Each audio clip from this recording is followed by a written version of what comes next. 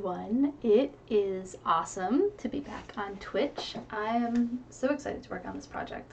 I've been thinking about it for months, like literally months. I joined a cosplay group months ago, like last year, to make a D&D themed evolution group, and I chose Flareon Sorcerer.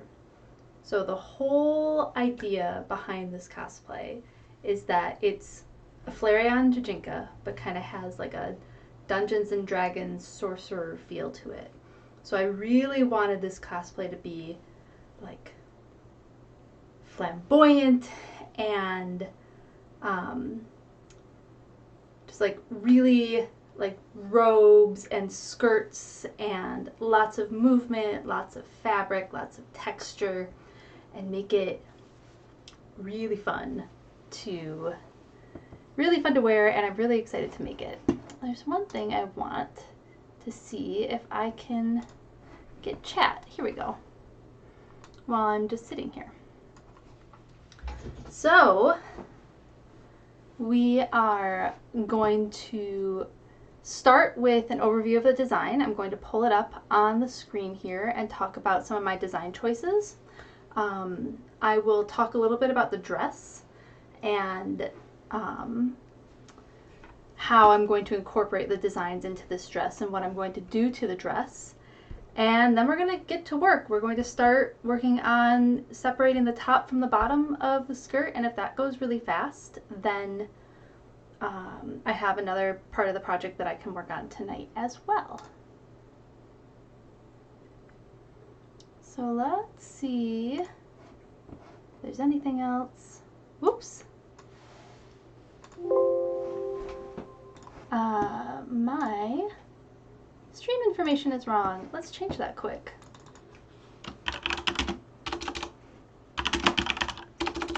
Let's make Flareon.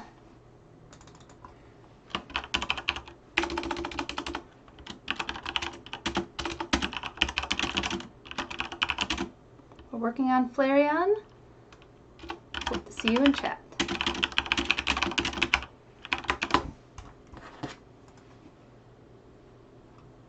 Done. So that information is up there properly now. There's always something. Thanks, I really appreciate it. I cannot take credit for it. The artist, I could pull up the name of the artist for you, but it is purchased from Instagram, or purchased from Etsy. Let's hear your question. Thank you.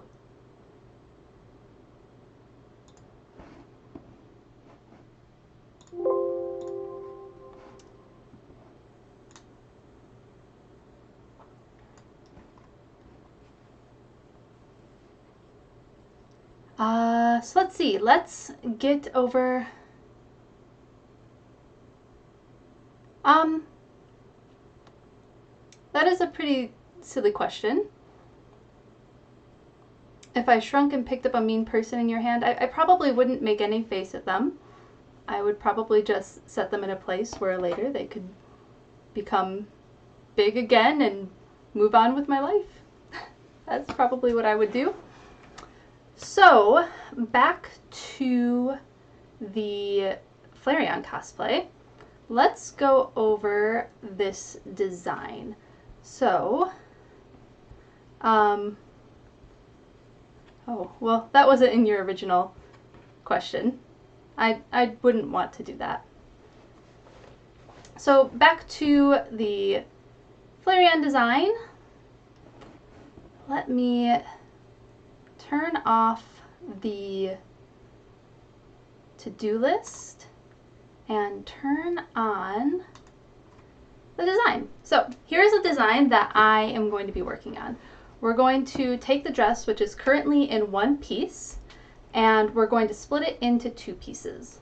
I'm going to remove the sleeves as they currently look and add on new sleeves with a fabric that I have. Then we're going to cut lines into the skirt and fill those with something that's called a godette. And the godette is a piece of triangle fabric that gets set into the skirt, and it can make it fluffier. A little bit more of a mermaid silhouette type shape. And the sleeves are going to be a little bit more of a cape. You can't see the back here because I haven't drawn out the back of the design. But what's going to happen is the sleeves are going to be connected in the front around the sleeve area, and then also connected at the top of the back of the dress to make a split cape sleeve look there. We're going to make the ears onto a headband. I'm trying to decide if I want to do some sort of gems across the front of the forehead or not, but that's going to kind of depend on what my wig looks like and what I end up doing for the wig hairstyle. And then, hey, Zed, very, very glad you made it. Yay! We're just going over the design right now. So I've been talking about how I am going to deconstruct this dress and make it look like the design that I have here. So I also have this shimmery fabric, which you can kind of see draped on the dress over here. And that is going to be made into a cowl. I reserve the right to change that design if something kind of catches my eye and I think it looks cooler. So we're keeping it as a cowl for now, but it will probably be one of the last things that I end up working on, because if it's a cowl, it's going to be really easy to make. And if it's not, I want to see what the rest of the dress looks like before we get to it. So the top, so this dress is currently a wrap dress, so it's basically like a robe with like really long front sides. And for the top, what I'm going to have to do is I'm going to have to find a way to attach it, because it's not stretchy at all. I don't really feel like adding a zipper to it, so I think what I'm going to do is add snaps to wherever I end up cutting it off, and that's going to be the attachment to keep the front of the dress closed.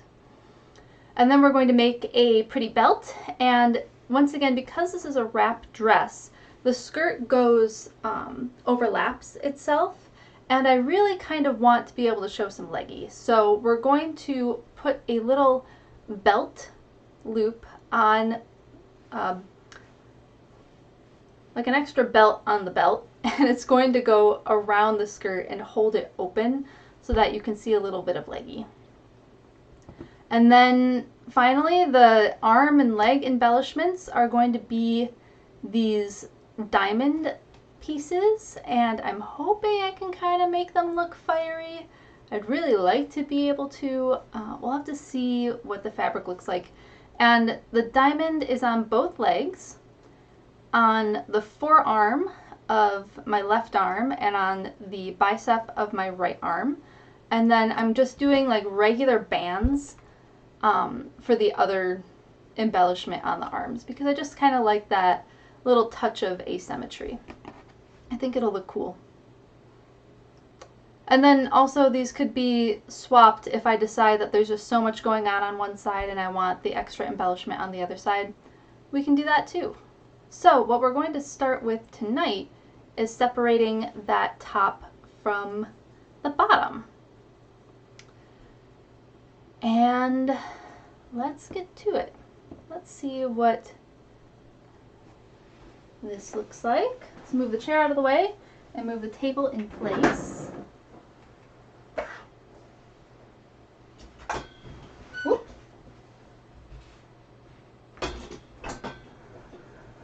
Get the table where it's supposed to be.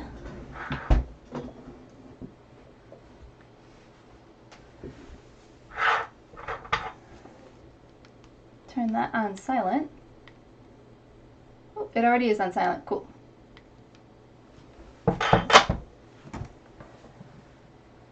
Get the camera in place. I do think I want that a little closer. There we go. And let's pull down the other stream. Here we go. I need a sip of water already. And to start my music.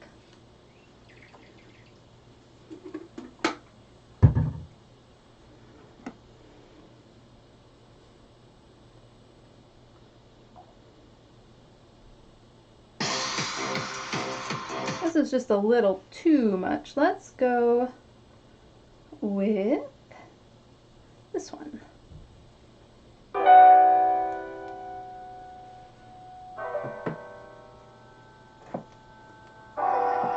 Let me know if the music is too loud or not, and I can adjust it. Looks like everything's a little bit loud. Let's just turn it down just a touch. Alright, so let's start looking at this. We have a dress over here, and I can kind of explain the dress a little bit too, of what we're looking at. So we have a wrap dress in this nice burnt orange. And how the dress attaches is there's a hole in the side here. You feed one of these strings through the hole and it ties to the side, and that's what holds it in place. So since we're going to be removing kind of the need for it to be a wrap dress at all, we're probably just going to get rid of these strings, and then also these sleeves are going to go as well, because we're going to put different sleeves on them. So let's take this off.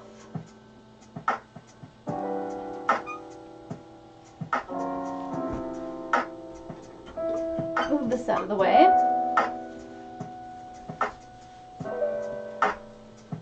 And see what we got here. So I'm not quite sure how much of the dress I want to get rid of yet, or how much of the top I want to get rid of yet. I'm kind of limited in how much I can get rid of. Let's focus. Focus camera. There we go. I'm a little bit limited on how much I can get rid of because this is how much space I have to crop until I start like digging into the sleeves. And I would like to keep this whole thing here because I think it'll make that cape sleeve thing really nice. The pattern I'm going to use for that is a pattern from here. So this is a Firefly Path design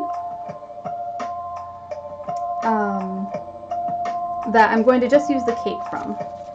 So the cape looks like that. Let's see if it'll focus. Focus for me. Ooh.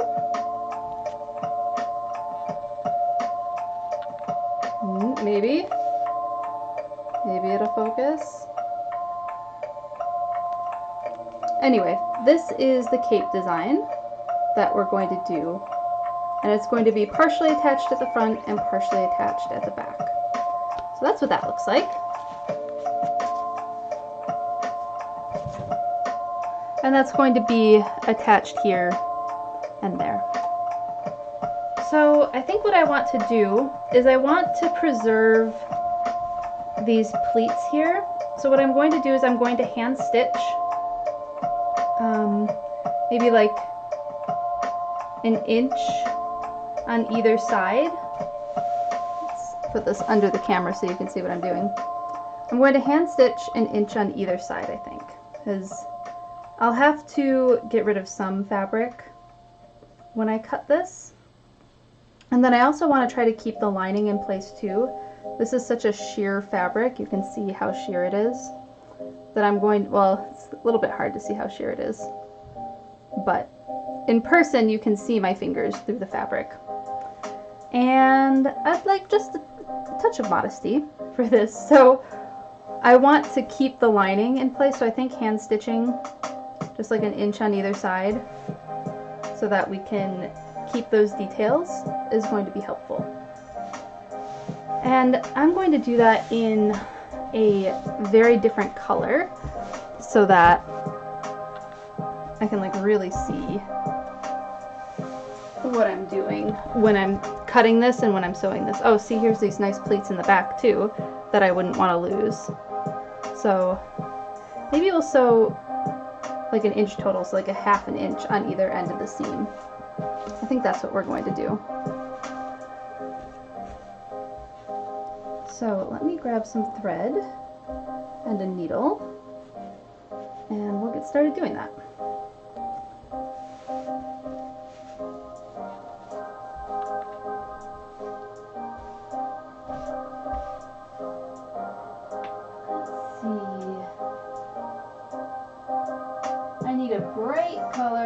definitely be able to see. And I happen to have a lot of blue thread. Whoops! And I don't plan to use blue thread anytime soon, so we'll use that. Fortunately, the only needle I have is this teeny tiny one. Actually, before we start sewing, let's maybe mark what I'm doing in chalk. I think that might be helpful. And probably pin it too. Lots of little steps, lots of little fiddly steps to do.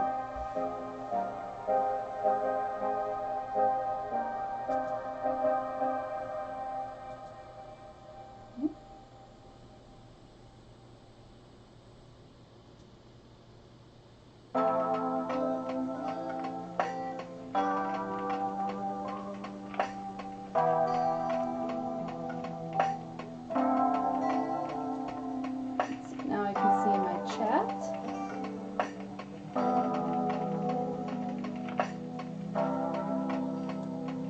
There we go. Alright, so we are going to get some chalk and some pins.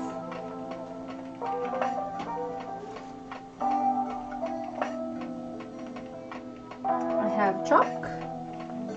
I have pins. My cute little mermaid pin holder.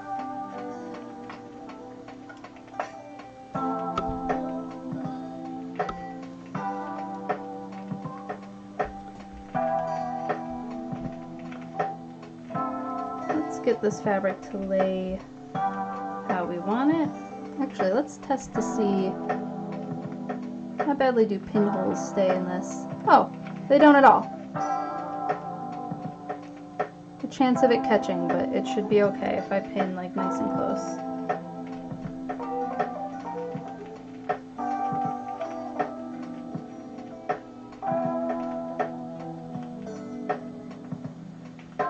The idea here is to preserve these pleats as much as possible.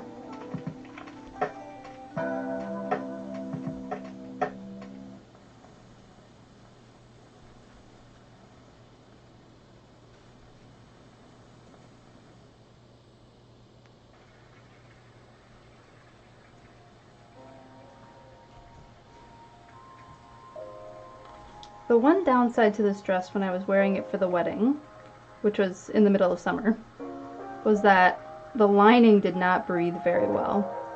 So I'm hoping that turning it into a two-piece will make it a little bit more comfortable to wear long term.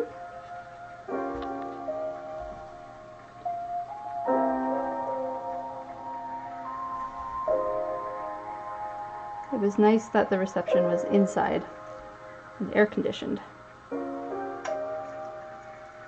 But other than that, these dresses were very, very comfortable.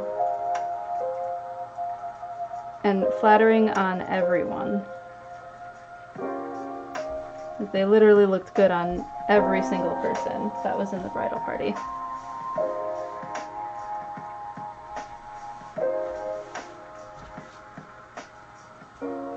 Doesn't look like there's pleats past there.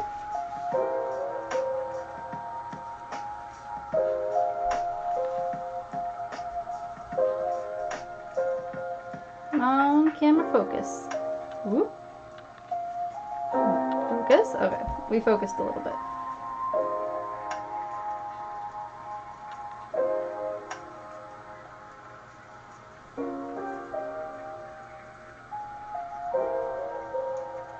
Ooh, that's a thick bit of fabric.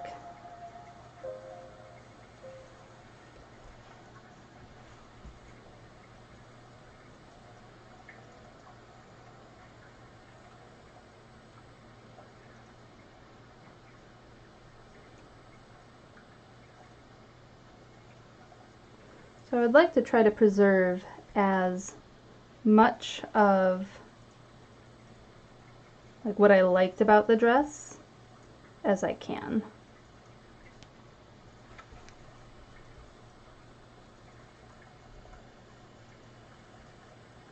That is one of my goals.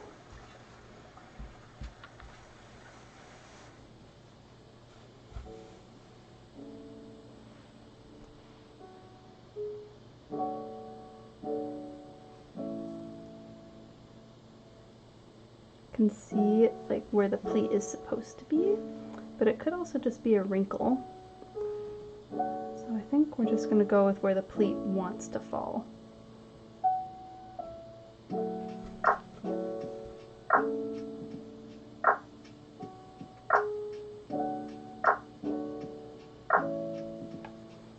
There's a part of me wishing I had put down my cutting table, or my cutting, oh, you know what, I have a small cutting mat. Disappear below the table for a second. I have a small cutting mat that I can pin on. Which side? Some more cut-ons like this one. So I don't have to keep picking it up. My table cover is quilted. It's fabric, which is really nice for measuring fabric, but for cutting it, you definitely need like an actual cutting mat of some sort.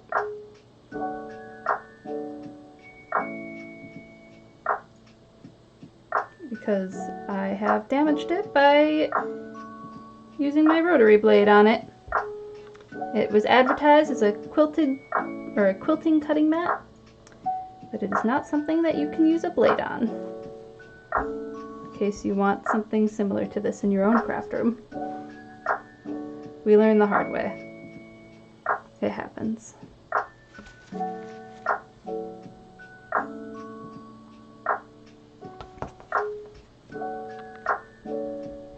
What am I feeling here? I am feeling some sort of seam that I can't even see. Oh, it's this seam. Okay. I'm feeling a seam on the inside of the dress. That is what I'm feeling.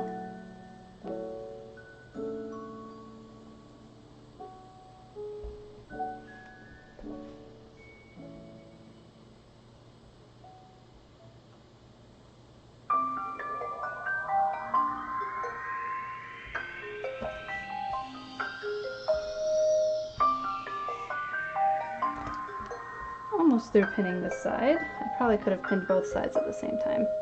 Let's pin the bottom so I only have to do this once.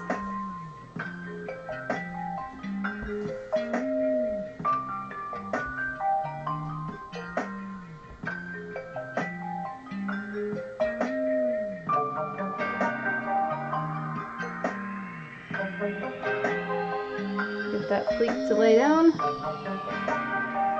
Although I suppose it only really matters here, not that far down.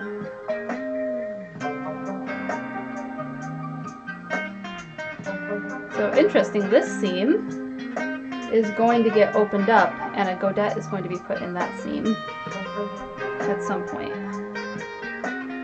I do need to leave enough room to actually do the sewing I wanted to do.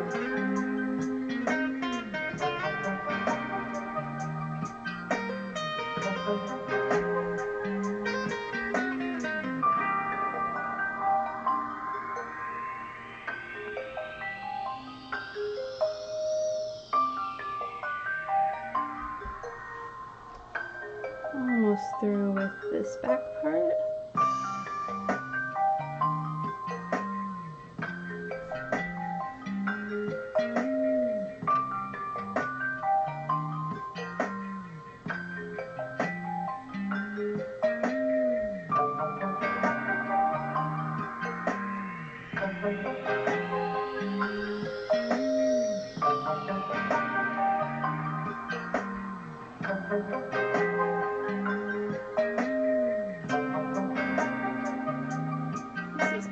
On it.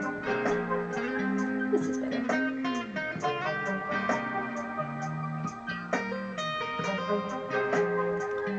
So I keep removing it because the pins because I want to try to capture the full pleat, and the pleat actually like has a fold here too. So I'm trying to capture that.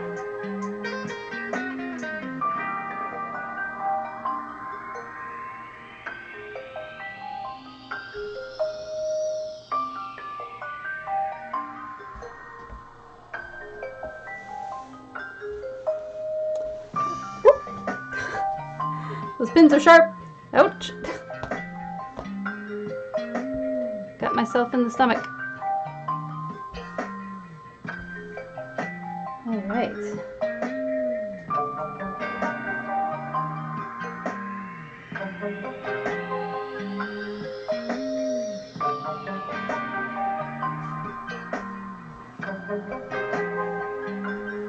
And if I need to move these pins at any point, I can definitely do that.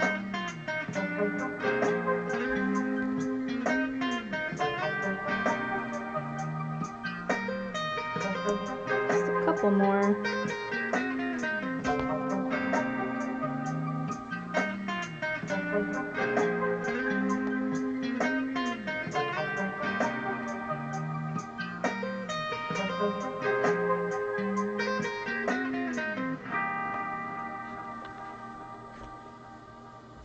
The skirt portion.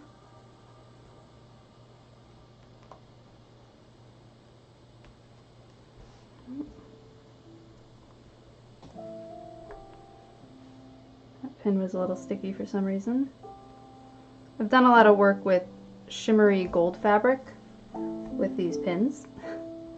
And so the way that glitter is held onto fabric is with glue. And I think some of the glue stuck to some of my pins. So sometimes my pins get a little sticky. I thought I washed them, but I must have missed a couple. Get some water.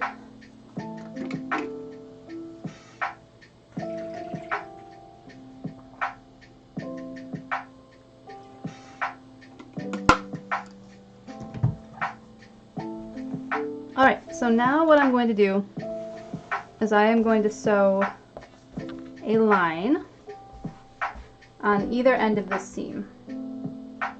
And I'll probably have to go, so there's, you can see it's seamed inside of the top. So I'm going to have to probably not sew like this part here so that I can get it all out.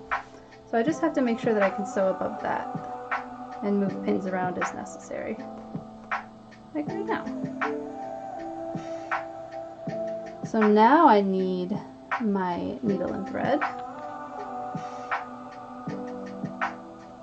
and I'm just going to do a running stitch. It's basically just going in and out of the fabric.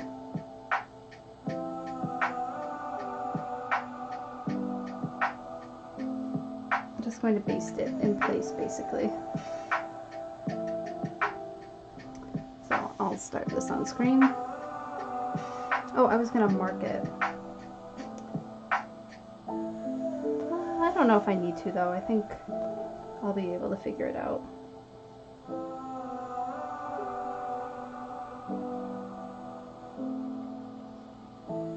Famous last words, right? We'll see if I regret my words later. Sometimes I do.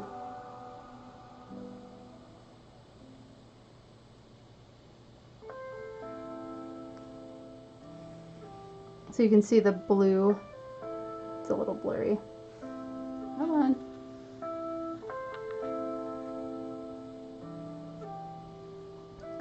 You can see the blue really stands out against the orange, so it'll be easy for me to see on both sides of the fabric.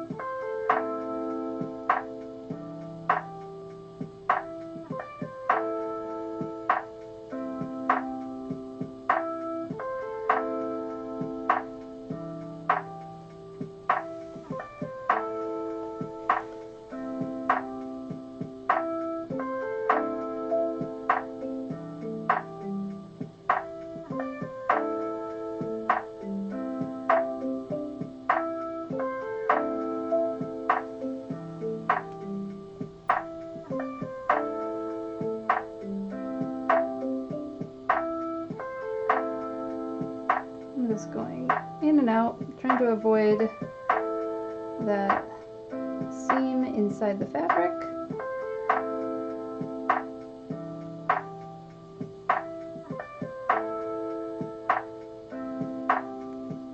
Making sure I capture those pleats.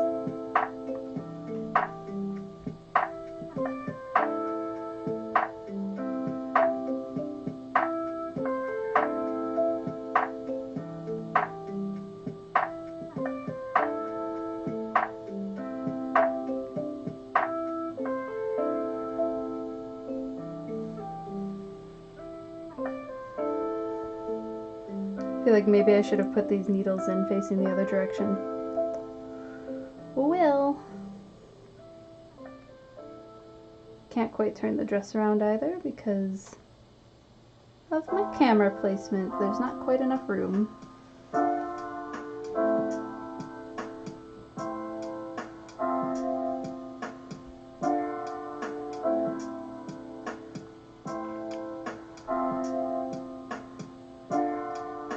So the colors for the wedding that this dress was for were teal and orange, and the inspiration was a Minnesota sunset. And let me tell you, it does not sound like a combination you would expect, but it looked absolutely gorgeous together. Let me show you something.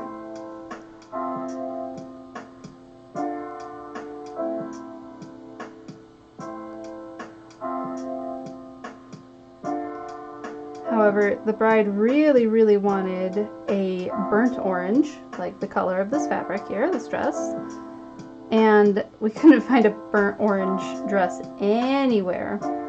We went to like 5 different dress boutiques around the Twin Cities in Minnesota, and everything was like sherbet like oranges, like kind of pinky oranges, or like bright neon type oranges.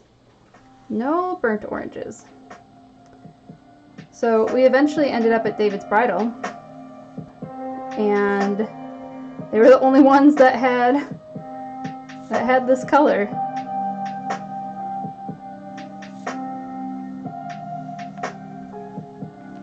Just gonna fold it under as I finish it. Also, this dress is made for a cylindrical body shape, so it's sewing a little bit easier when I pick it up.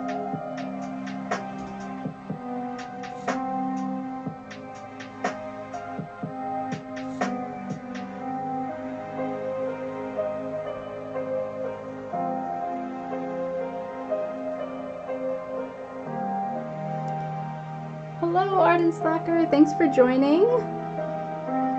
I was just talking about how we picked out these dresses for the wedding, for my friend's wedding. Ooh, lost my string. Come back here.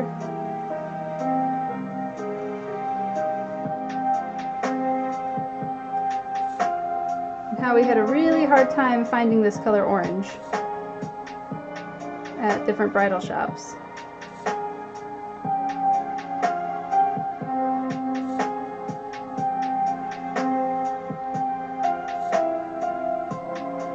The teal was easy to find. You saw that at just about everywhere.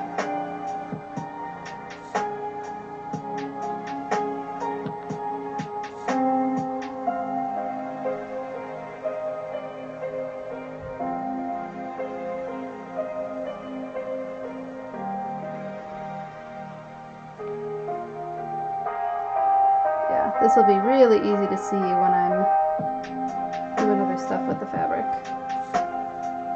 And we'll hopefully hold all those pleats in place. So I'm going to snip this edge down here. Oop, come back.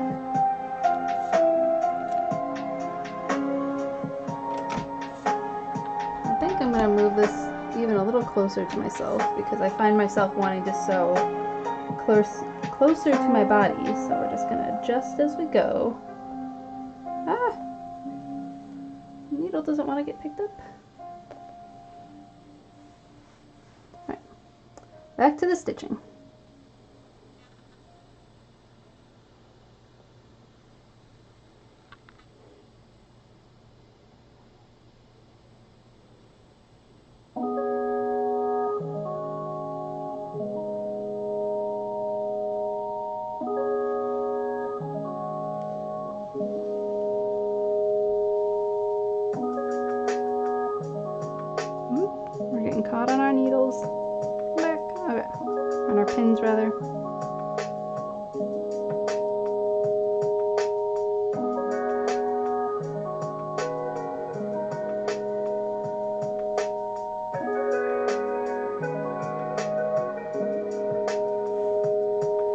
imagine whoever put this dress together had a hell of a time with this slippery material. That is another reason why we're taking care of the pleats now and like doing this basting stitch.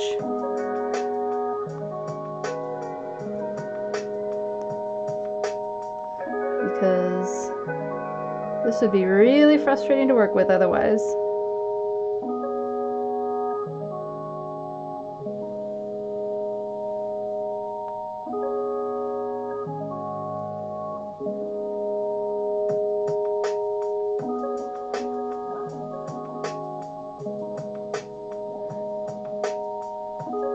Whoop, no!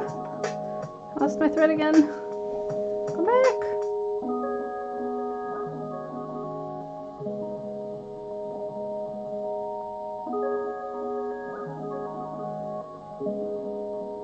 No, it doesn't want to go back in the needle. Give it a little twist. Oh no, that thing is fraying. We just need to cut the end right off.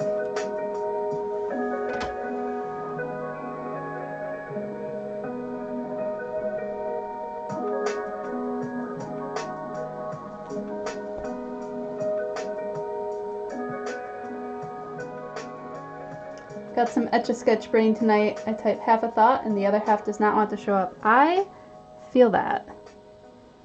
I recorded a video for Instagram and it earlier just being like, hey, this is what we're doing on stream tonight. It took me 4 tries to get something that I was like, this I can post.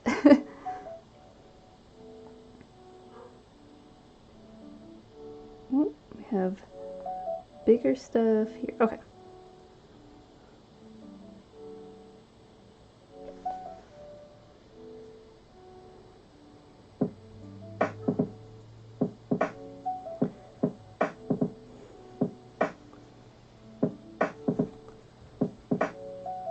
And since I started ADHD meds, I cannot have caffeine anymore.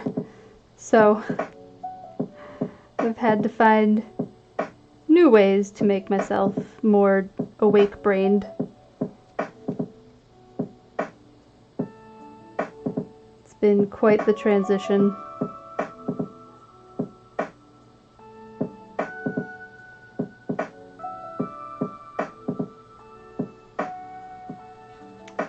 I have some practice with like performing and talking on camera, so 4 takes was more than I wanted to do, but for not having a script, you're right, it's not that bad.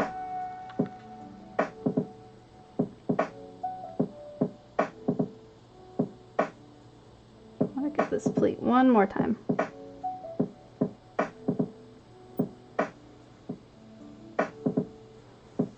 wonder if I just like had like a face. Let me see, can we?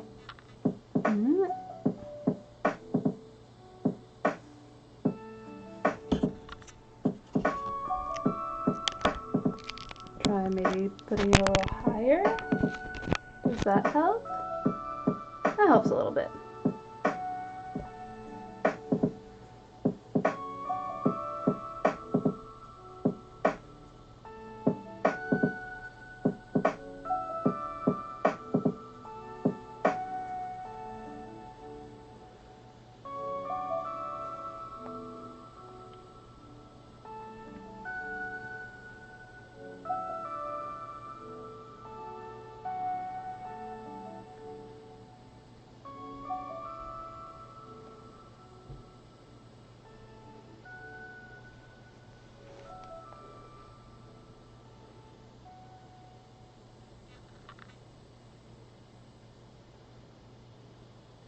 We're halfway through the top side.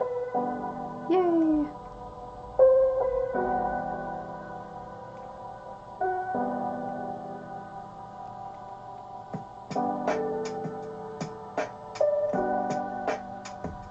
So part of me that's really excited to see like how the dress was put together, just for like learning purposes. Oh, I did not want to make that a knot. That'll be harder to get out in the future. Usually when I sew, I make like little knots in every stitch so that it stays really secure. Or normally when I hand sew, rather. But I don't want that with this because I want to be able to pull it out nice and easy once I'm done with whatever I'm going to do to this.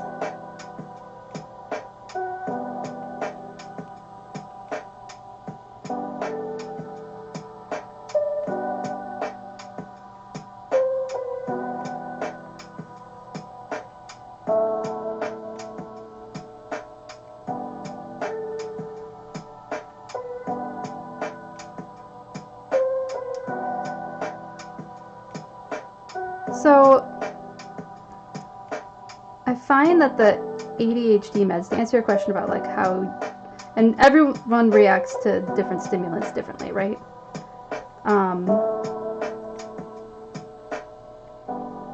Caffeine has always helped me focus. I don't know about relaxing. Caffeine doesn't really give me a relaxing effect. It does still make me pretty jittery. But it allowed me to like zero in on one thing and work on that. And since starting like a teeny tiny dose, because I'm truly on a very small dose of ADHD meds, I found that I get that quiet, that kind of brain quiet that caffeine didn't give me. It allowed me to function, but it didn't give me like quiet brain.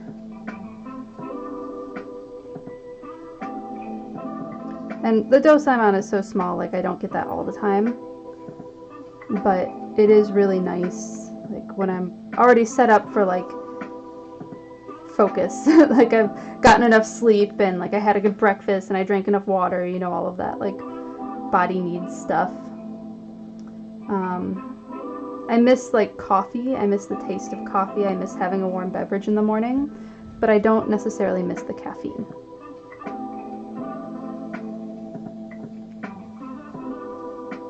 I really miss coffee.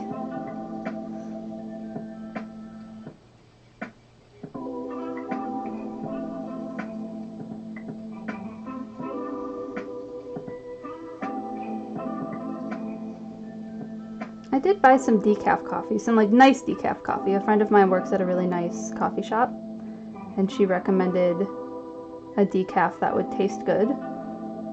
So I have that. I own it. It is in my house. I just have to try it. There are trace amounts of caffeine in decaf coffee too, like hardly any, but enough that I just want to make sure that I'm not going to like overstimulate myself, I guess, with too much stimulants between the ADHD meds and the caffeine. I need thread. Starting to run out.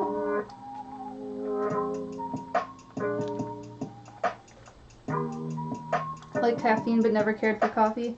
I totally understand that, but I adore coffee. Oh! Oh no! I'm sorry that all of that stuff is unpleasant. Tomato too, that's not in the same plant family as coffee. Is it all nightshades then, or just tomato?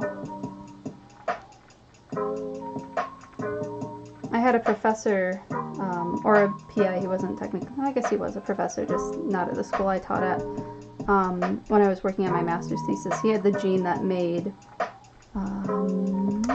what's that plant called? Makes it taste like soap. It's on the tip of my tongue. I can't think of what it is. It goes in salsa.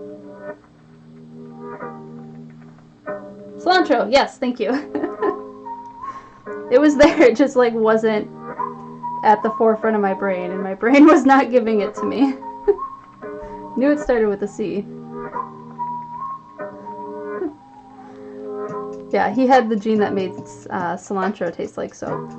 I love cilantro.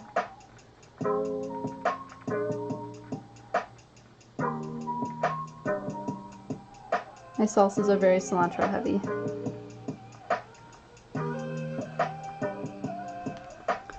tie this off so that I don't lose it.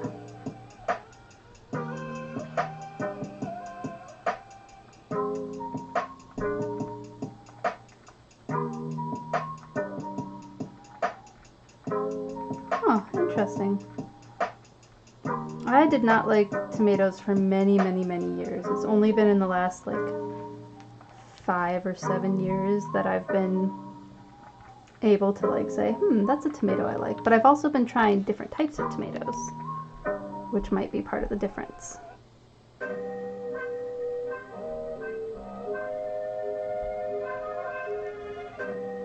Most like standard tomatoes and like burgers you get at fast food restaurants, those do not taste good to me.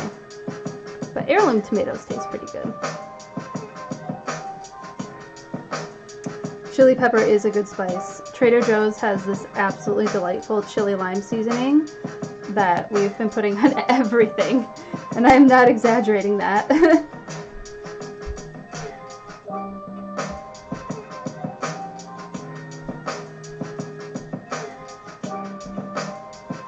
think I might need to move the position of these needles, or these pins, because they're a little bit in the way.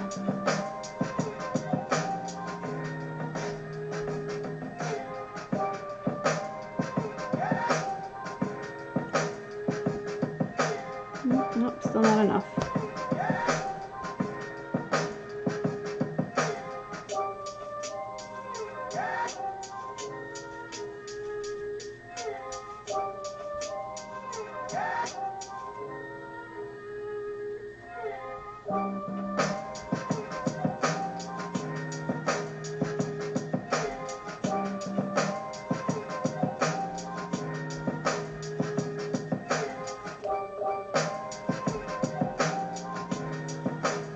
Move these up so I can sew where I want to.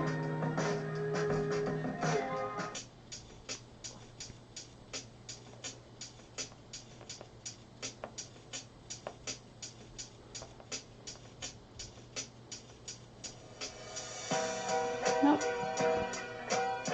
Further up. Okay, there we go. That'll make this easier.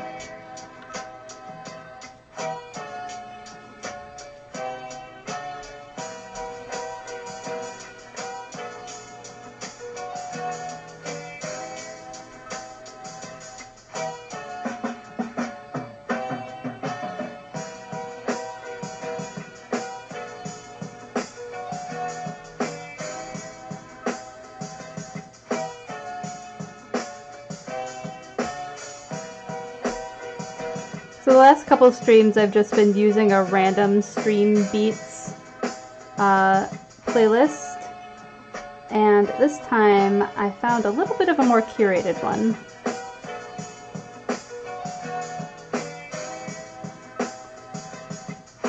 And I'm much happier with it. Don't feel like we're being taken for a ride with music this time.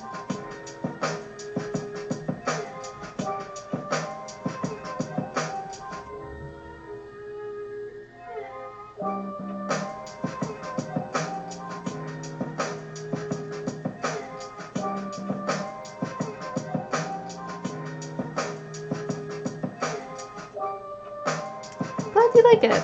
I like really chill lo-fi music. Because my goal is a chill crafting stream. That's always the goal. I always end up with some form of chaos. The chaos is not disappointed in showing up yet for any of my streams.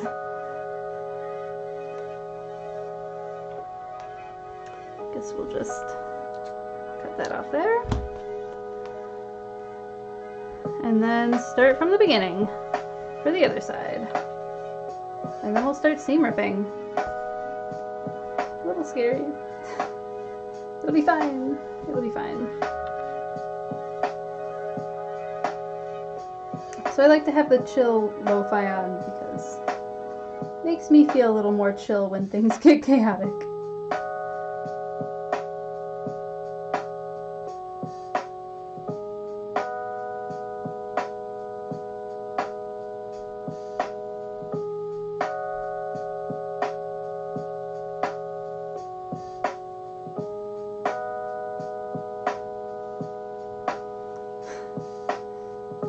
I agree with you, Zed. Coffee is definitely your fatal flaw. And I have to admit, I've been quite jealous in the mornings smelling it. I'm just not quite willing to try decaf on a day where I'm not just gonna like sit around all day and see what happens.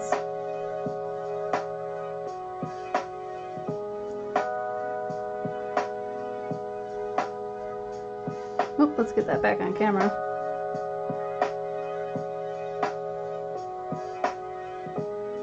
So this side is basically just basting the top fabric to the lining. That's really all we're doing here.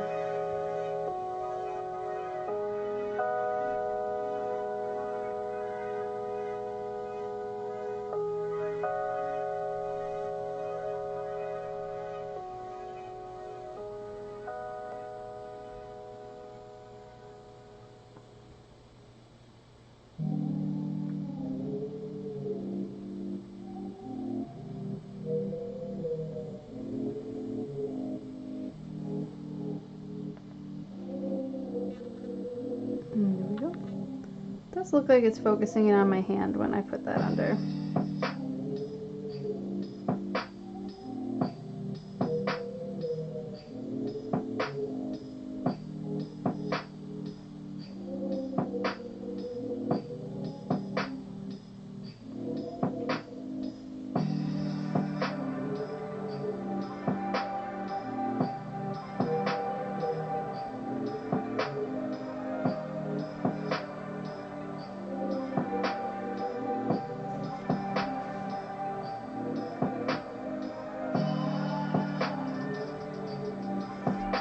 Oh. Cat's singing along to the song. Would it be a crafting stream if Kayana didn't cry at my door? Kayana is my cat. She's very needy and very confused why I didn't come up at the end of my workday and sit on the couch for her to snuggle me.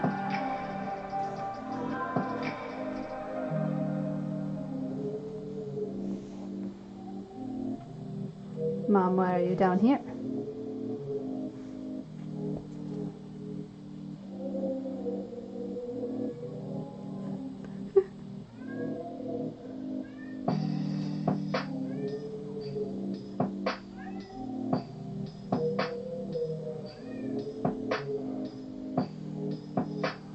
I have no idea if the mic is able to pick it up, since I have the music closer to the mic now. In other recordings that I was listening back on, I was definitely able to hear her.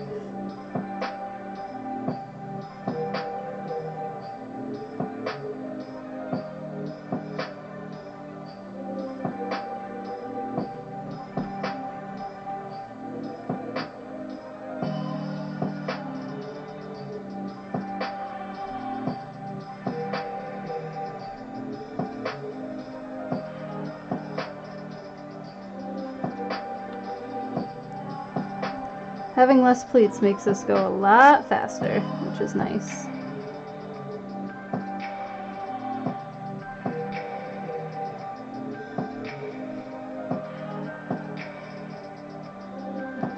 That's about all I'm going to get out of that thread.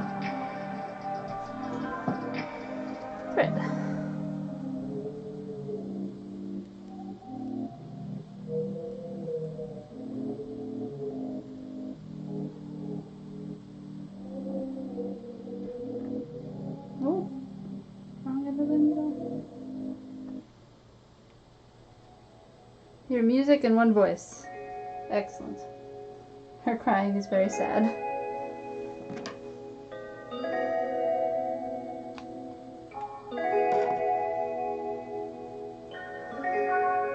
I don't know if I would pass in kitty cat court. I'm not following my routine. Well, the idea is that this will be a new routine. Not that that has ever mattered. To kitty cat court.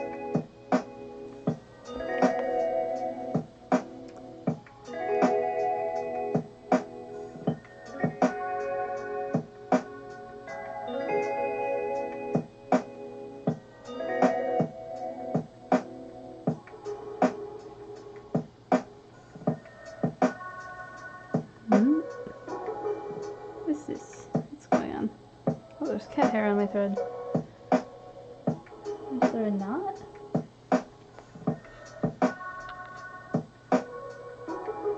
What's going on there? Interesting. That's close to the end.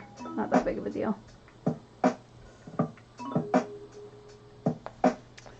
And now we're dealing with the pleats again.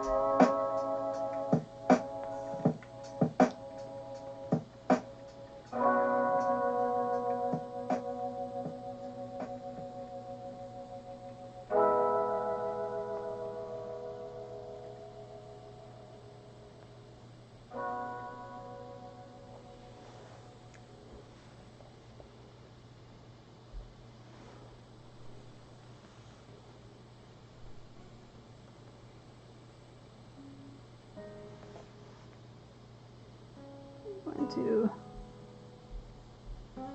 add to your hydration log. That means take a drink.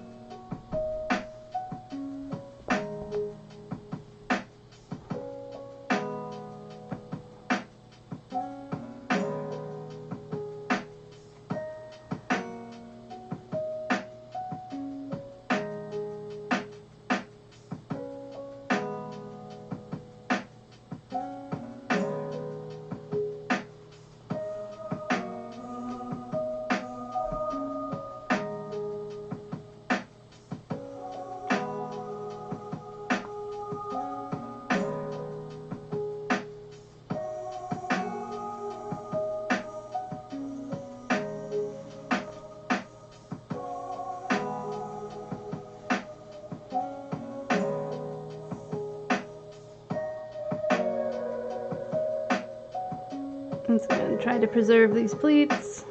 So I gotta go through them more times, which means this pleat part takes more time. And I'm like dodging needles, pins and needles. Did I drop? Oh, I dropped the thread.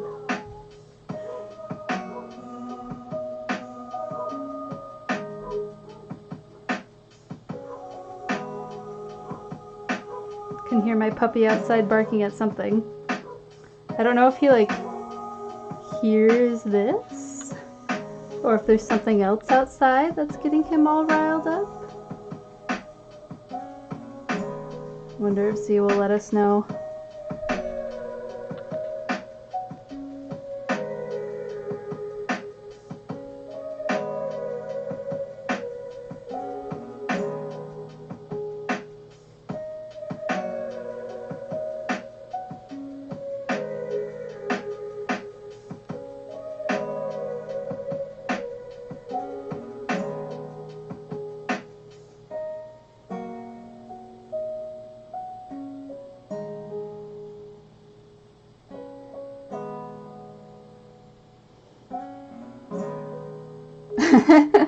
You can hear the puppy and he was hitting the right beat. That's pretty good. I think he has a bit of a musical howl. Not that that makes it any like better to hear. It's kind of like, why are you howling? But a part of me is like, oh, that almost sounds like it has a pitch.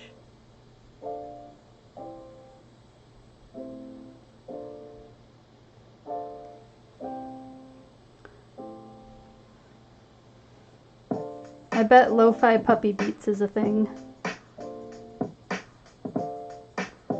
I don't know if I would listen to it though. I feel like it would just make my dog bark more, and he's a corgi, so he already barks plenty.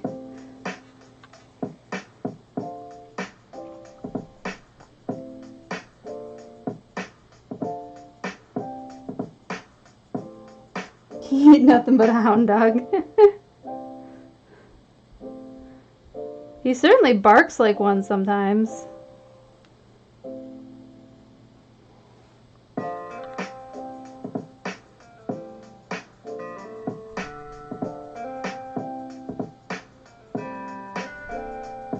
Definitely a bark is bigger than his bite type of dog, 'cause he loves people. He just gets startled and goes full bow wow.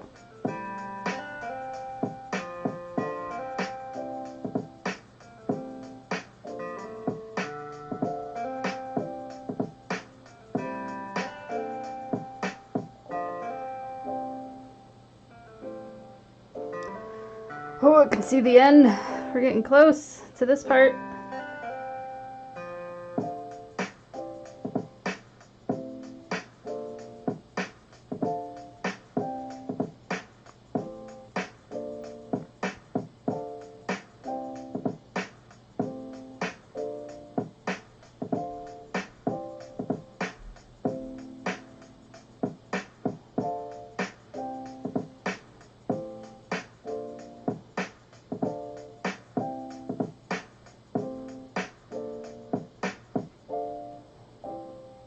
I hope this top fabric, this kind of silky fabric, it's definitely not silk,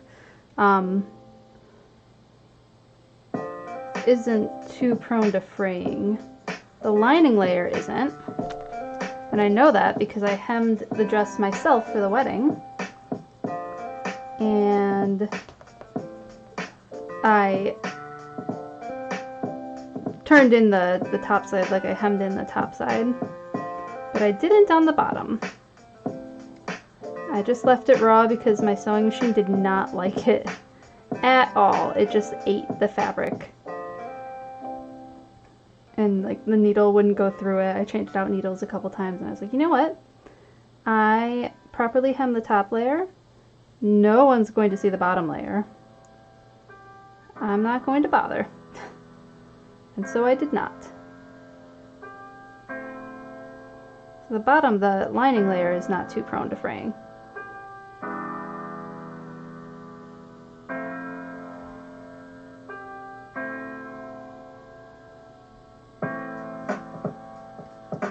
When I was a kid, there was a setting on our electric keyboard for dog and a few built-in songs that could autoplay. That would make for a good laugh. It's kind of, oh my goodness. So my dad sends me birthday cards that make noise every year, and it's usually like cats singing happy birthday. And this year the card had 2 songs. So it was probably very similar in tone to your childhood electric keyboard, but cats meowing happy birthday. Twice. In 2 different songs. Alright. Let's tie these off somehow. How do I want to do that? Where did I put my needle? I put it away. Good. Put the needle away. I need to find my thread. Found my thread.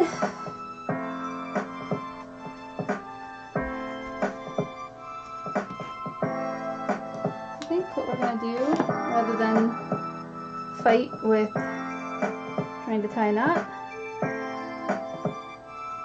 is I'm just going to make it easy on myself.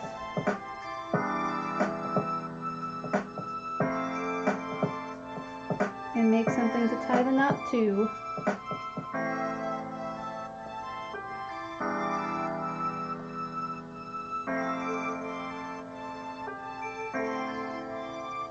As long as it works, right? That's all that matters. So I'm just tying a knot to keep this basting stitch in place. It will be very easy to remove. Alright, that knot's done. Let's add another. Oops, missed.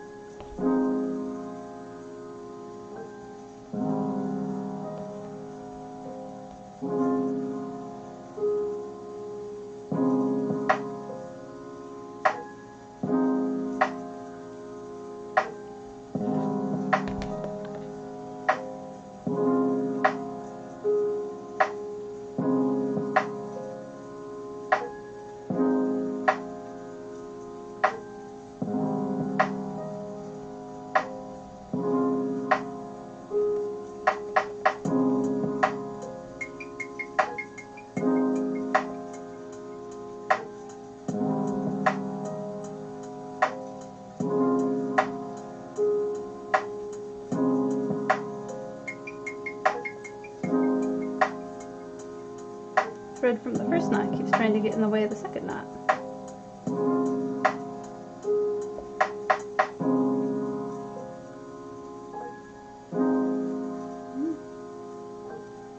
Where is it trying to focus? Is it trying to focus even farther down? Let's try. Let's see what we get when we raise it up just even a little bit more. Oh, that's way better. Yeah, we'll do that for now. We'll stick with that. And now for the other side. I have lots of this, so I can reuse it.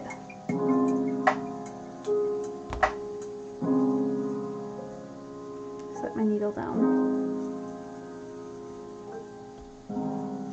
There. Set my needle down underneath the fabric. Not good.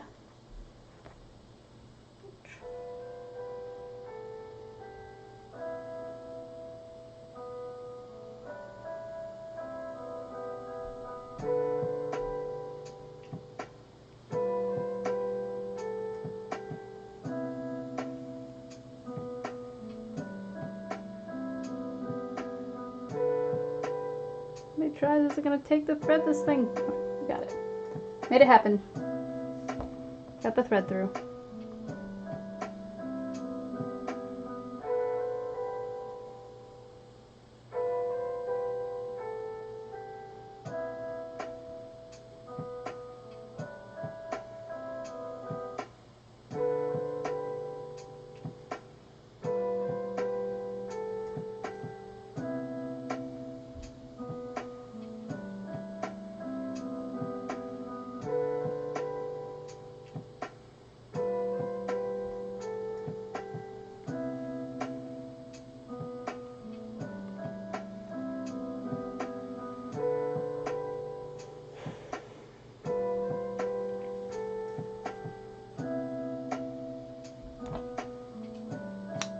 Do you ever just forget to breathe when you're concentrating on something too hard?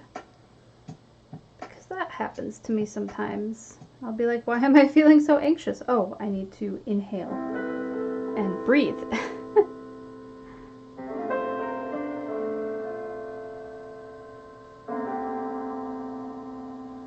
This is an important part of the concentration process.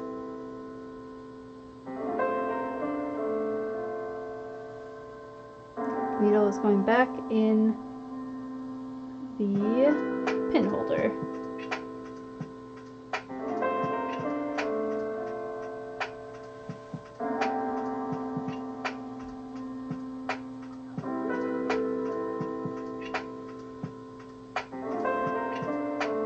It is easy to take for granted.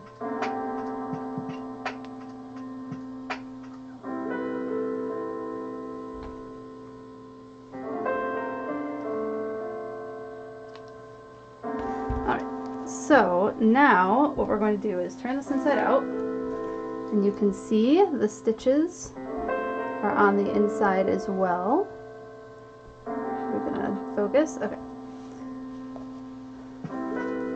So it's time to start seam ripping. Where'd my seam ripper go? Oh, I said it right there. How lucky. Let's see what.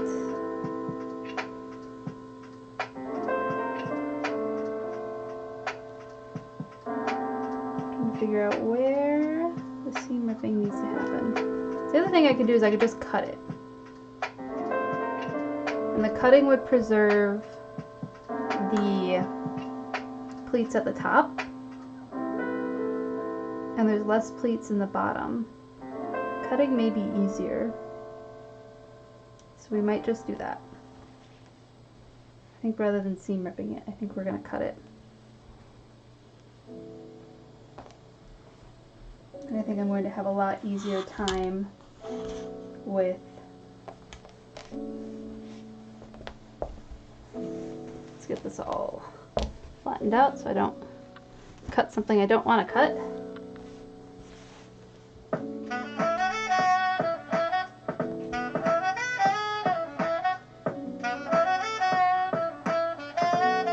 So we're going to have plenty of extra length in this skirt. I think I might cut from the top now, since I know I'm going to cut.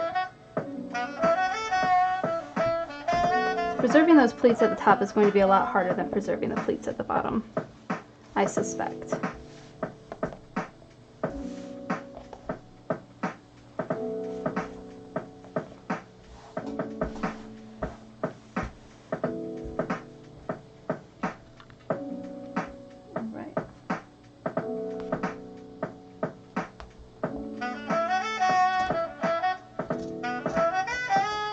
Goes. This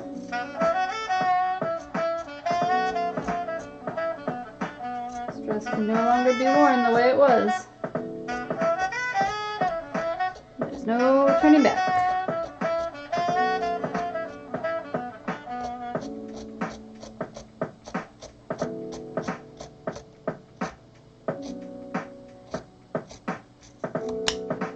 I don't mind cutting into the skirt a little bit because the skirt was like sitting here on me and it's going to sit down here. So I'm going to have like 6 to 8 inches of extra length. Ooh, I never tied that. Let's tie that. So if I don't tie it now, I'm going to forget.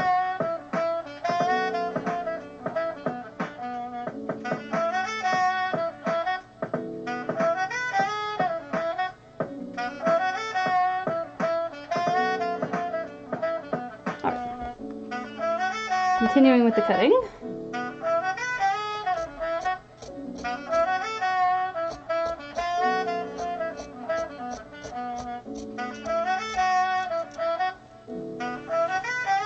Cutting into the pleats now.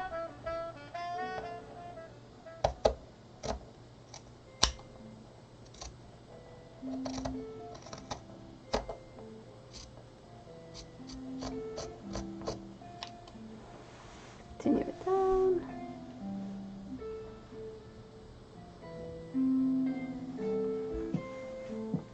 I feel you on the breathing not always being easy. I have asthma. Sometimes throat just doesn't want to let the air through. Usually because there's something in the air that my body doesn't like a fragrance or pollen. Sometimes dust.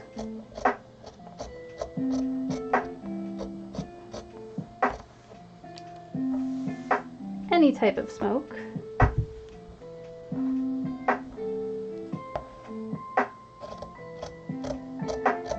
Alright.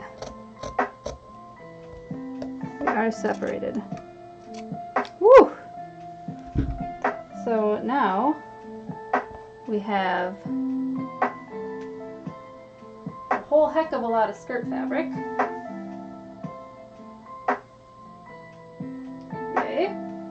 We're gonna carefully pin to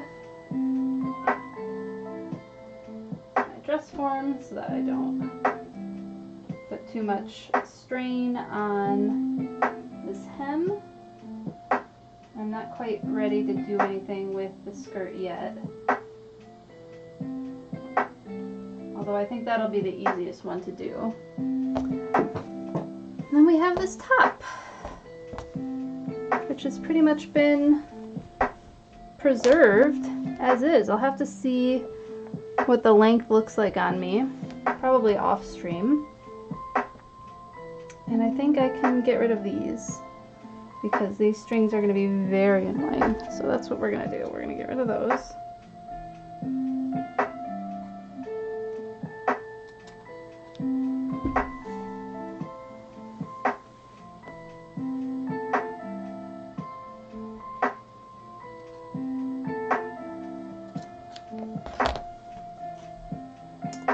And we have 2 different pieces. Yay! Goal 1, success. We did it.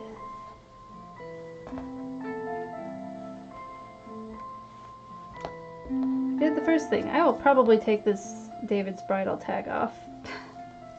So I don't really want it. Look how big this thing is. Can you imagine if like that tag fell off in the middle of a con and I just had like this big old like mini cape coming out the back of my dress? Let's get rid of that. I got the seam ripper out, why not?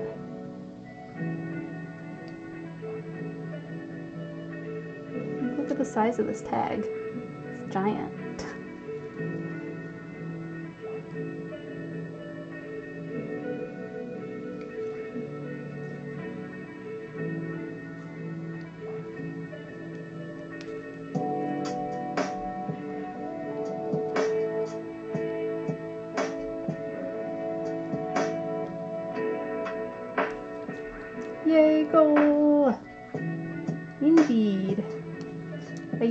usually underestimate how much time I'm going to need, and I had a feeling I might have overestimated the time I was going to need for this. So I do have another thing we can start on, which is really exciting.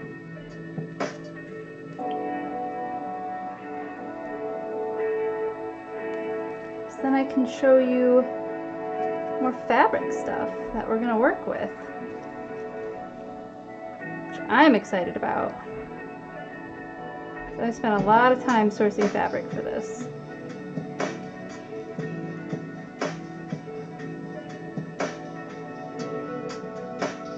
Fortunately, the lining layer does show every single needle point. Every single time you put a needle through it, it shows.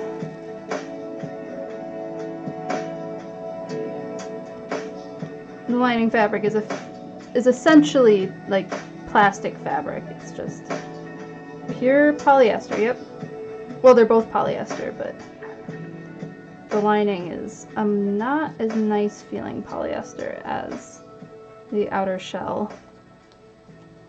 Making sure I'm not like getting my head underneath the camera.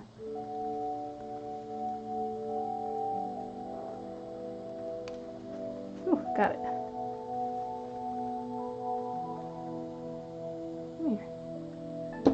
Alright, so we got that off. And next is these sleeves. And it looks like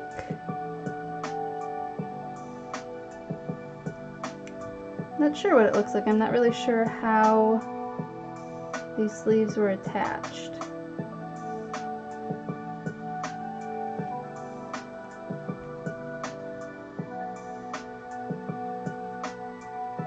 Maybe I'll just leave the sleeves for now, and we'll focus on the next step. Hey, look. It still looks like the dress. It looks just a little bit different.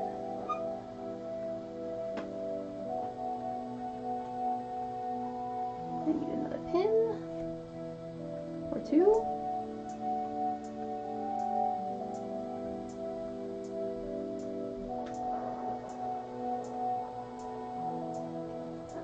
That's nice. There we go. That looks nicer.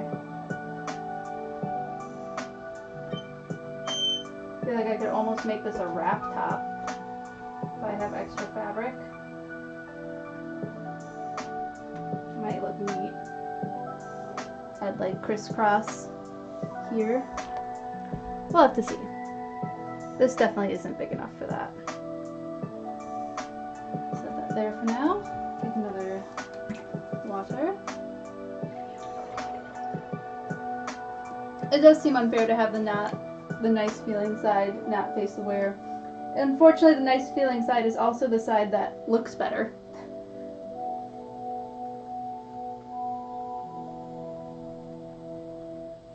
The lining layer does not look very nice.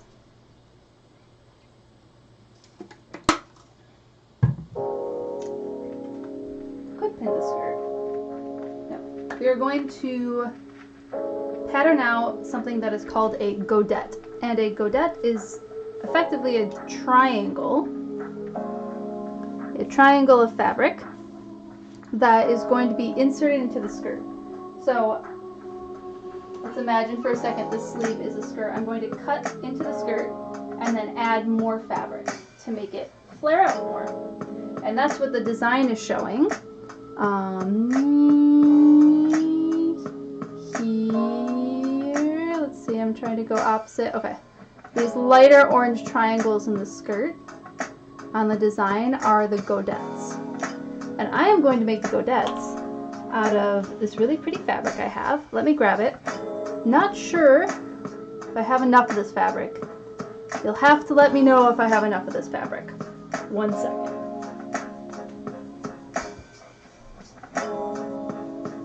Oh my goodness. It came unrolled. It really came unrolled.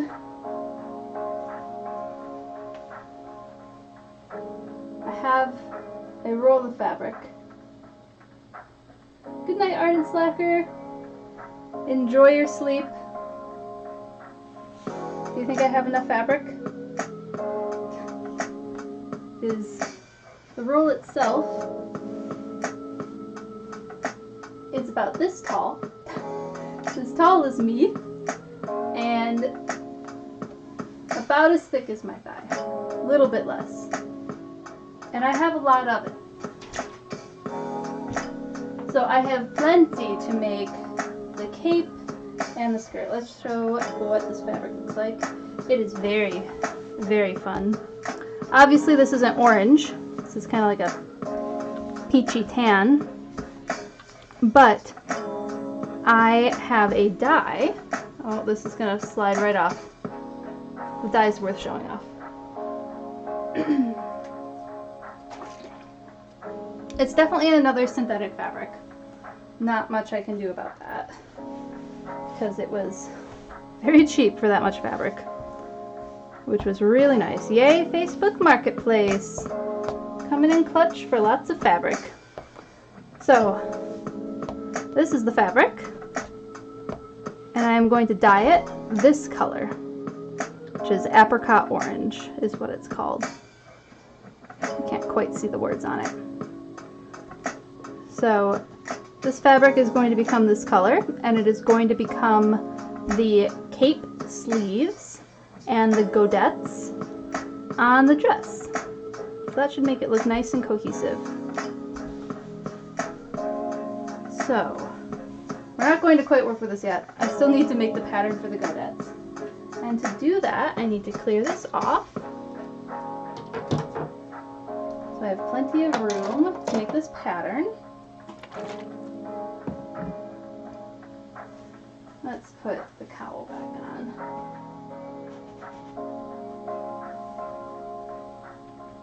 Make that look a little nicer again. Oh, it feels so good to have the top split off.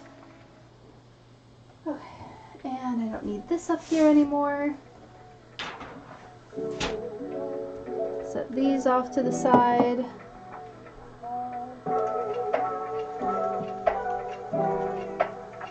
Probably need this at some point. I'll set this underneath my camera and grab the patterning paper. So what I use for patterning paper is tissue paper. Just regular old tissue paper. This is from ThreadUp.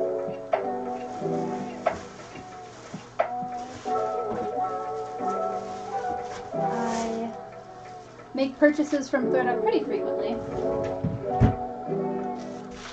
which is why I end up with a lot of ThreadUp paper. Now, what I want for this pattern is I want the godettes to kind of go up higher.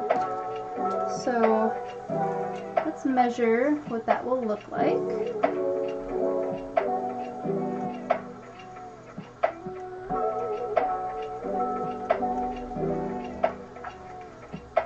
Kind of wanted it at just under my butt.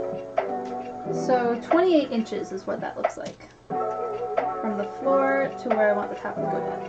Let's write that down. Godette length.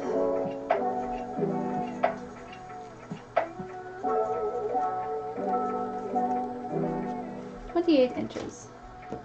I'm going to assume this dress was made in inches, just based on where I got it from.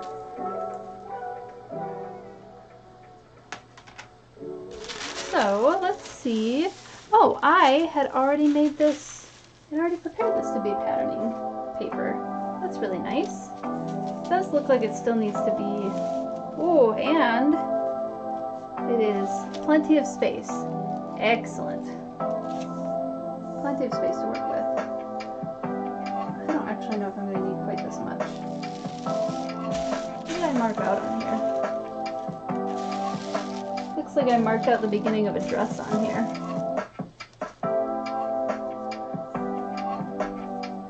I'm going to grab my iron quick and iron this paper. Here's a little bit of a pro tip. You can iron paper. It's perfectly safe. It doesn't harm it at all. And it gives you flat patterning paper. So this is like, you can iron this paper, you can iron this paper, you can iron any paper. really handy. Let's see, do I have enough length? We'll see. I just like to put it on one of the lower settings. Anyway.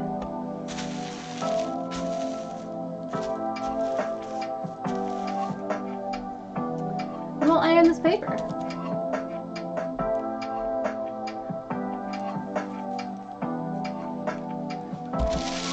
Riveting, I know, ironing paper. It's great.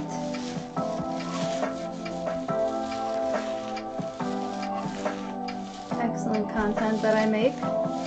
Paper ironing. Can also come and enjoy some paint drying. Another viewing thing that we do around here.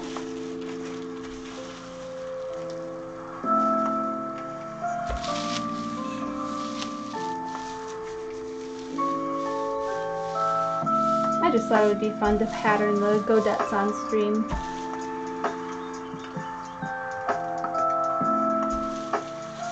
There's also some just like regular tape on here, and I wasn't sure how that would do with the iron. Seems to be doing okay.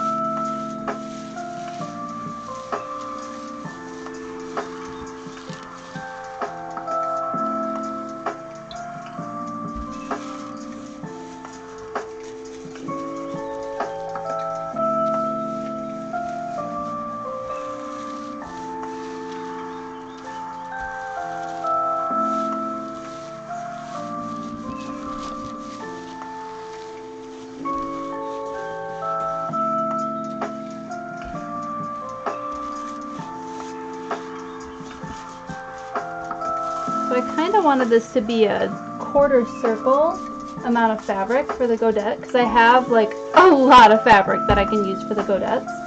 So I might as well like really fill them out, right?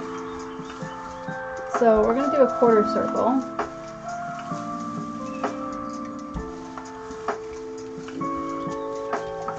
I feel like that'll be nice and easy to do too. Could do a third of a circle. Oh no! I got a rip. Nothing tape can't fix.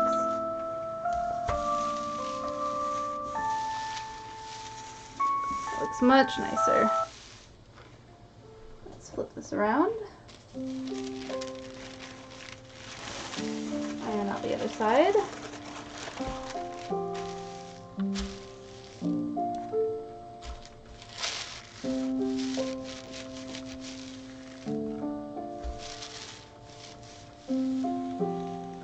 So I do want to remember to leave length for hemming.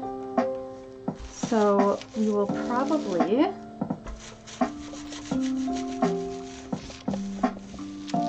add an extra half an inch. So it'll be 28.5 inches. 28.5. I like using tissue paper as patterning paper because it just has such a similar feel to regular patterning paper, and I feel like it's easier to iron out.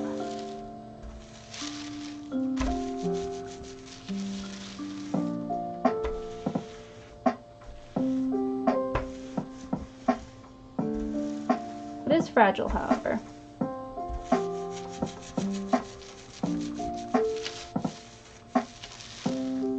All right, that's good enough.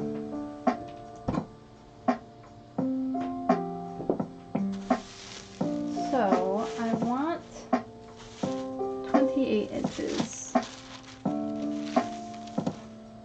How accurate is this table mat?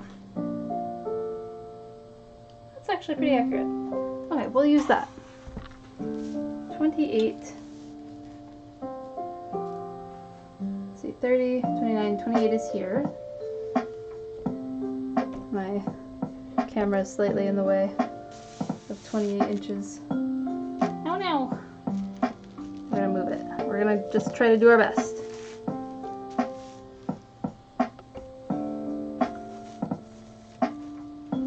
Sorry for any... Oh, we actually kind of need 29 inches, don't we? Kind of need 29 inches. gonna go for it. I already started.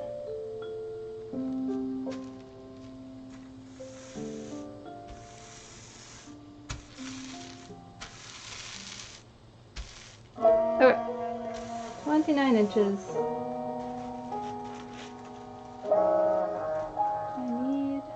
I do need all of this. I need to tape this. Luckily, I have more tape on hand. Not a big deal to fix it.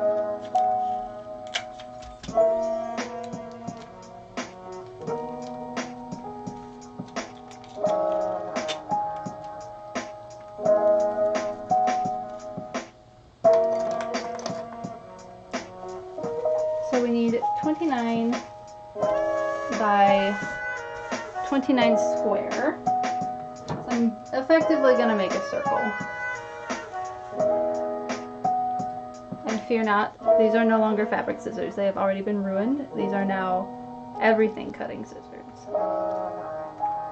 But we're going to measure twice, cut once. Make sure what I'm doing.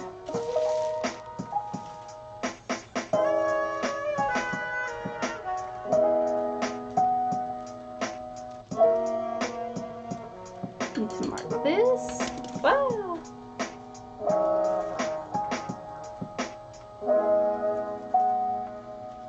I'm gonna mark this a couple times before I cut.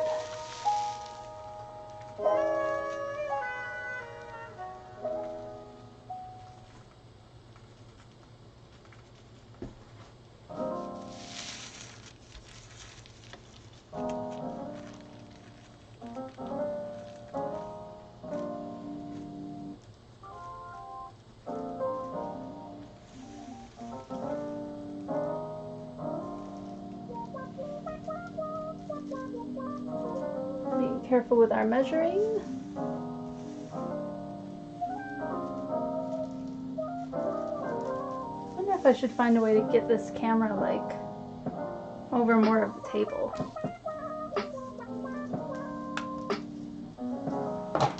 See, and I had talked about trying to do that, especially for some of these bigger fabric-y projects.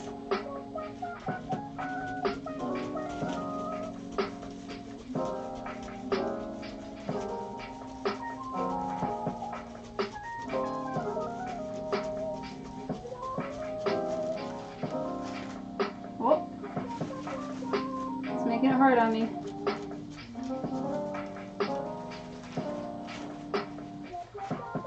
Just gonna set that on the floor. Okay, so now we have almost 29 by 29.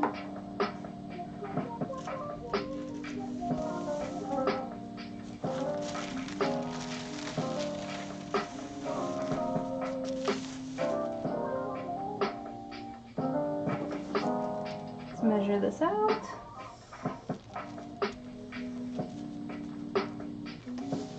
From the correct direction. Yeah, I literally just need to cut an inch off of this. Let's cut it off from the easier to deal with side.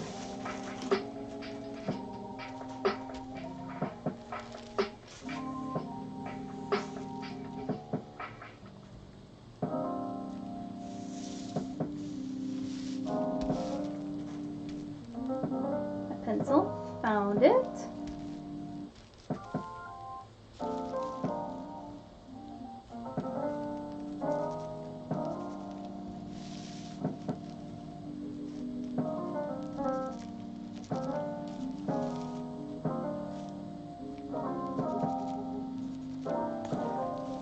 For patterning paper, some people will use wrapping paper, especially the wrapping paper with grid.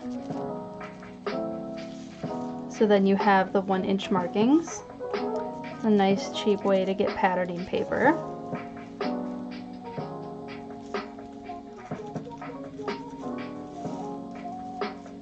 Some will use big brown paper rolls, so then they have nice thick sturdy patterns that do last longer.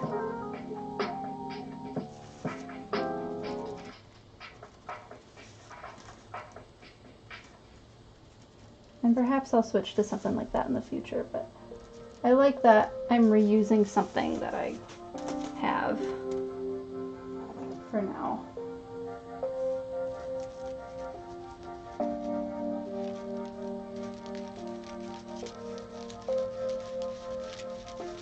So we're just cutting this.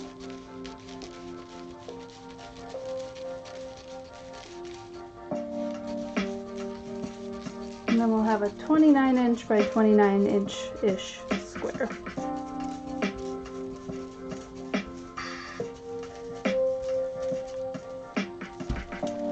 The paper.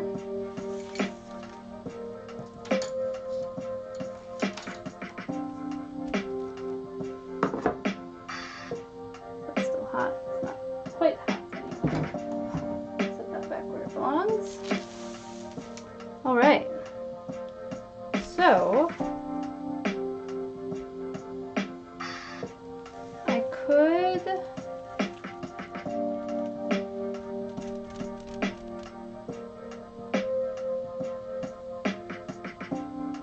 what I need to do is I need to measure down the middle. So let's fold this in half and have a crease down the middle. That's helpful.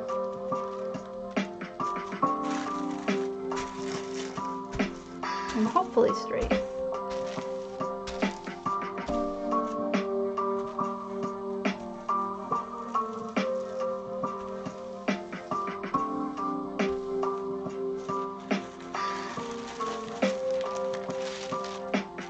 Now we have a good crease. I wonder if it would be helpful to switch back to the other view since I'm working mostly on the table. Let's try that for a bit.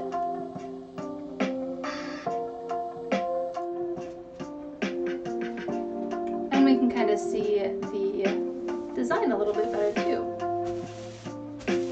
All right, so straight edge, pencil,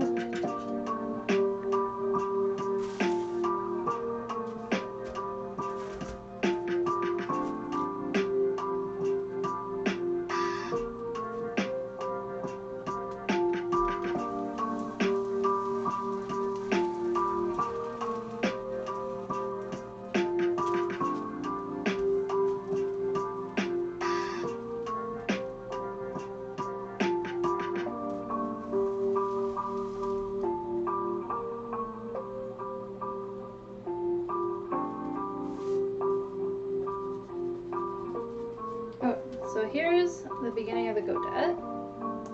So now I need to measure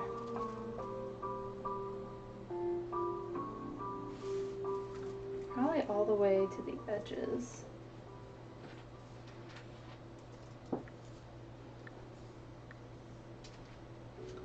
I really did kind of want it to be a quarter of a circle, and I don't know if this is quite going to be a quarter of a circle.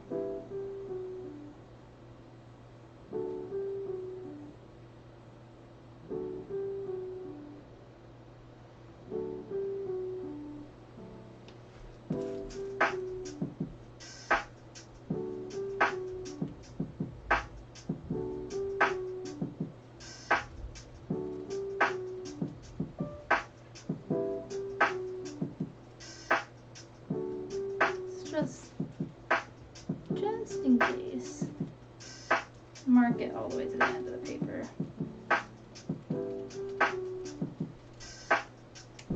I might do these marks in a brighter color too, besides pencil.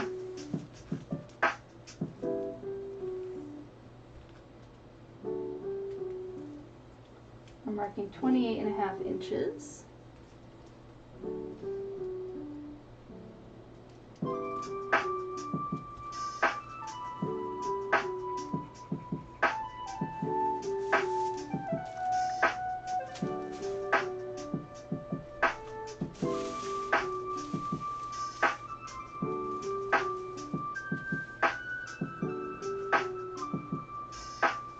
I marked 28.5, or did I mark 28 here? I did mark 28. I want 28.5. It's a little off.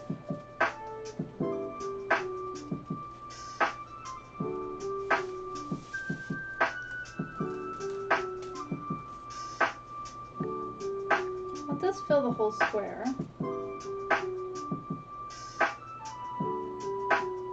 It's almost a quarter of a circle. I do have enough of this fabric that I could just keep making more if I needed to. Rather not waste the fabric, but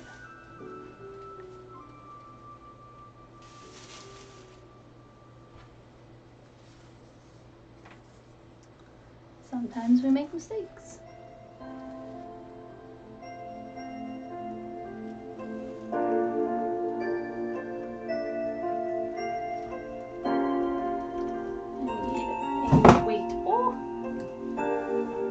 Punching things by accident.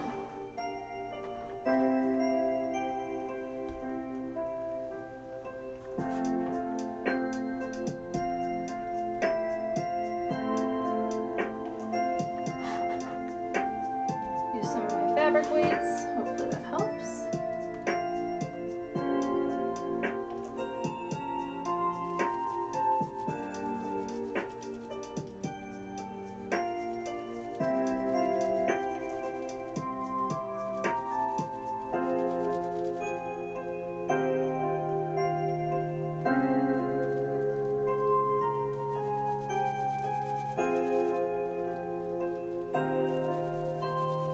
I really enjoy patterning, making patterns.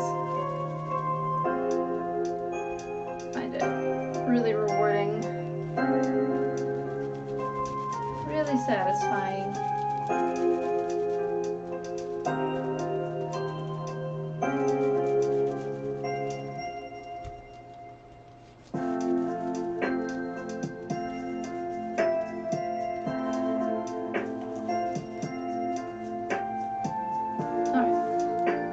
First line done.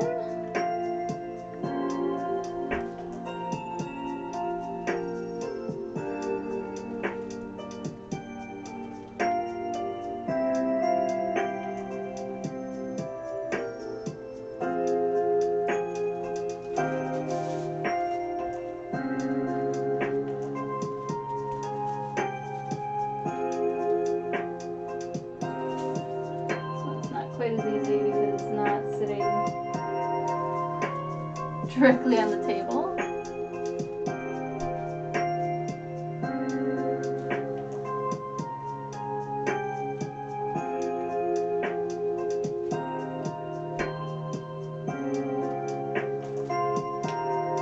I think moving it onto the table will be very helpful. Of course, we're going to have to make sure that everything aligns again. Do all that stuff.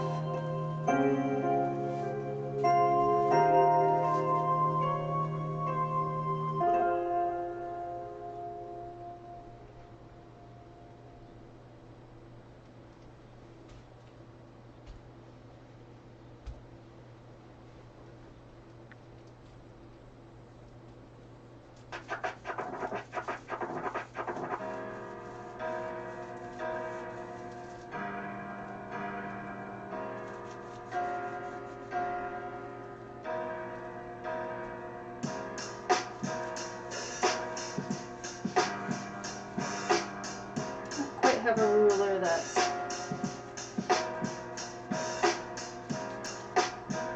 long enough to do something like this.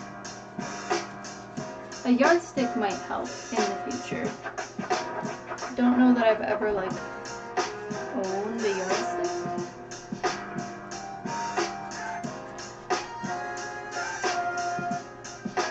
Haven't really had a need for it, but it might be helpful.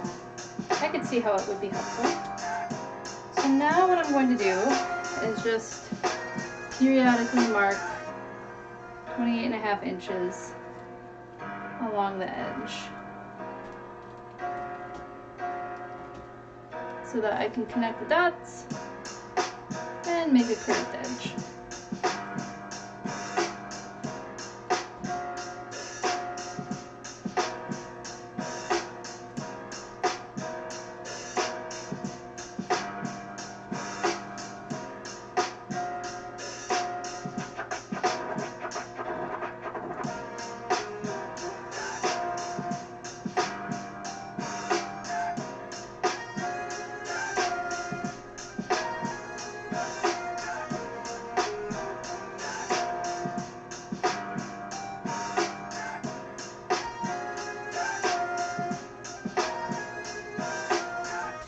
the other side now.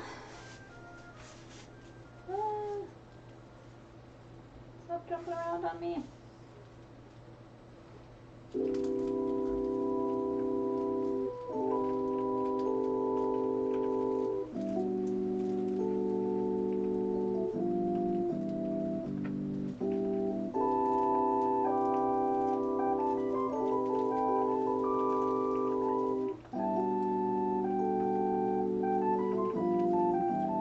Up a quick tutorial for how to make godettes right before I started the stream. So it's kind of cool that I'm able to just use that tutorial right away.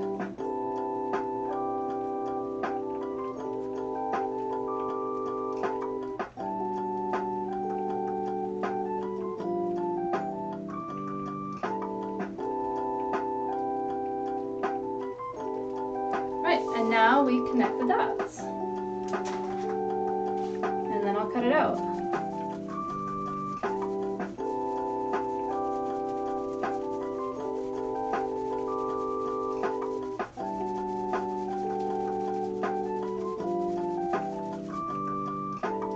Ooh, hips bumping into everything.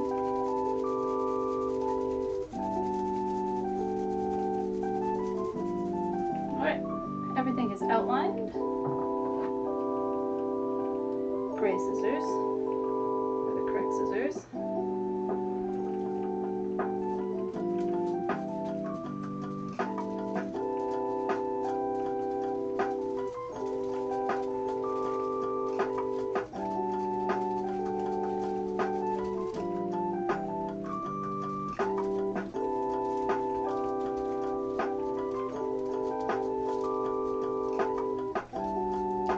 These scissors got ruined by cutting sequins fabric. I could probably have them sharpened and turned into fabric scissors again. If I ever need that, for some reason, I will probably do that.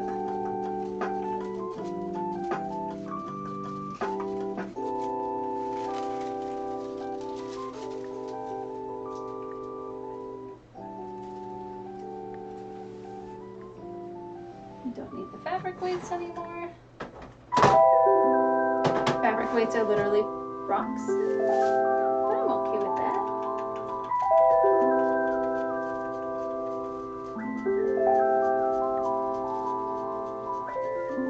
They do the job. They hold the fabric in place. That's all they need to do.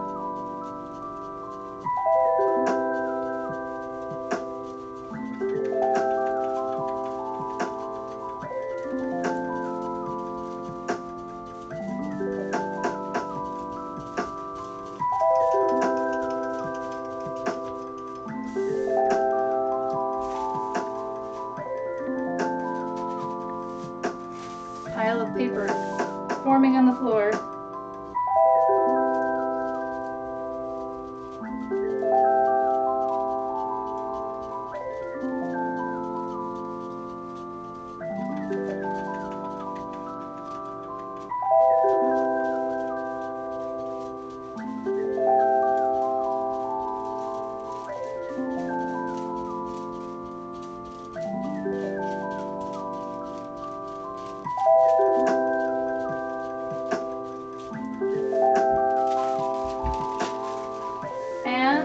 The godette pattern. That didn't take very long at all. So there's going to be a bunch of these added into the dress. And I think it'll look really nice. I think I calculated like, let me calculate it again. So 1, 2, 3, 4. Wait, I gotta go based on panels. So it's going to be 1 in this panel.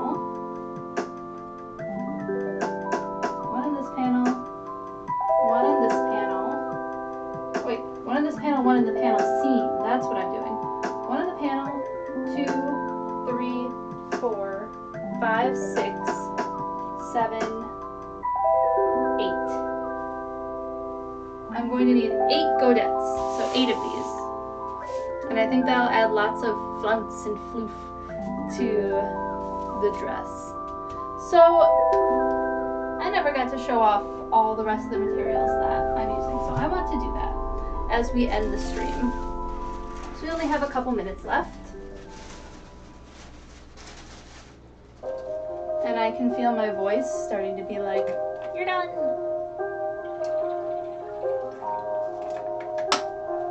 So, the rest of the materials that I have planned for this. I went on Facebook Marketplace and I got a lot of different fabrics from people who are just kind of doing destashing, or I guess they were all destashing, but some of this fabric is from someone who wanted to be a designer and decided that they no longer wanted to do that. So they sold all of the fabrics that they had bought for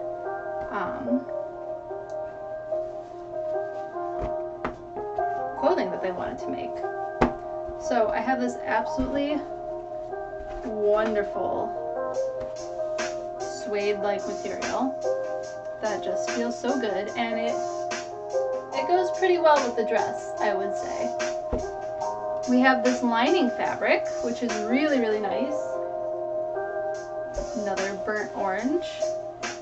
So I haven't decided what I'll use the lining fabric. Ooh, look at this side. The shiny side of the lining fabric is so pretty. So pretty. I love it. Absolutely love it. Love how it looks. Nice satin kind of lining. And then this really, really pretty brocade. I really love it. Has a little pattern in it. Hold it up. Yes, yes, I think it'll do. I think it'll do. I just have to decide what I want to use for the embellishments.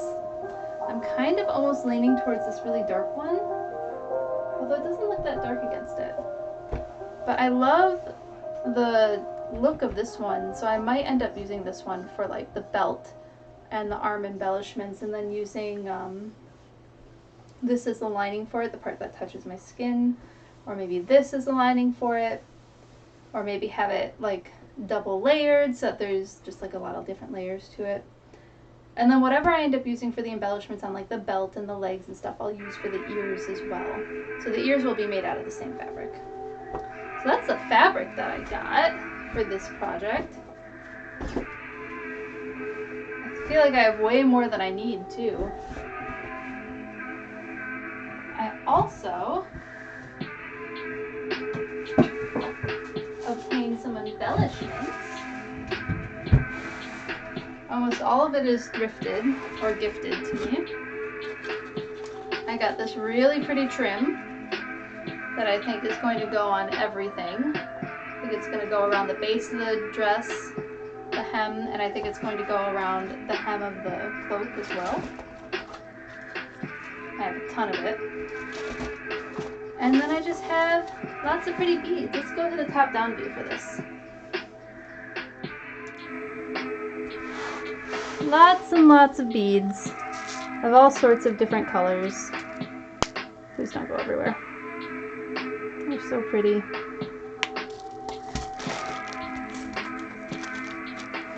Lots of different beads. I like that this is a mix of beads. It kind of looks fiery to me. So I plan to completely bedazzle this cosplay with beads. Oh, these are some of my favorites. Let me pull these out.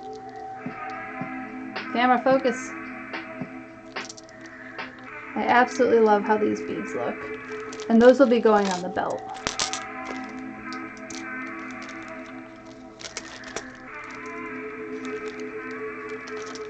So that's all the embellishments. Ooh, and I have these teardrop beads that are going to go around edging as well. Lots of fun things to add.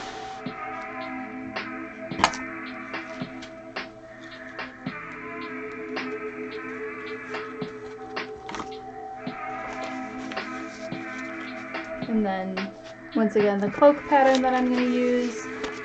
And then I think I'm going to use a belt pattern that I already had. I made a belt pattern for my Princess Leia cosplay. And I think I'm just going to use that same pattern, but take out the little notch in the front. So I think that's going to be it for tonight. Thanks so much for joining me, and I look forward to seeing you on future streams. Have a good night.